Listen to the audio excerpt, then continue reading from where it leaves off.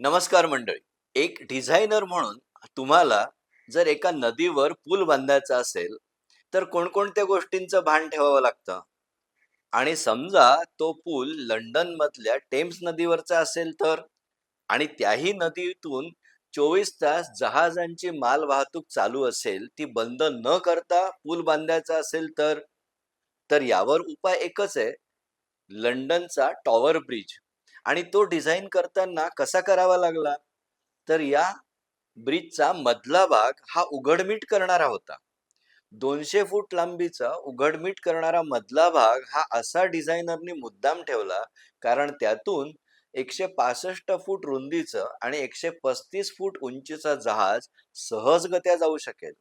बरं, हा झाला मधला भाग. दोन बाजूंचं काय?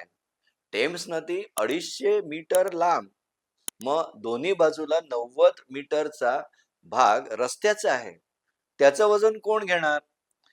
तर मधल्या भागातले दोन टॉवर 60 मीटर उंच करून त्यावरून दोन्ही बाजूंच्या रस्त्यांना वजन पेलण्यासाठी दोन लोखंडी चेन्स टाकल्या.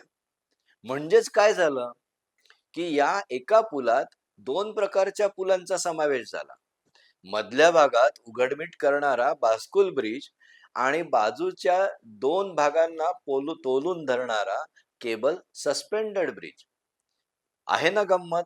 डिझाईन ह्या अशाच प्रॅक्टिकल गोष्टींमुळे फार इंटरेस्टिंग होतं. मंडळी, या आणि अशाच टॉवर ब्रिज लंडनच्या गमती जमती जाणून घेण्यासाठी खाली दिलेल्या डिस्क्रिप्शन बॉक्स मधल्या लिंकवर क्लिक करा आणि संपूर्ण व्हिडिओ पहा.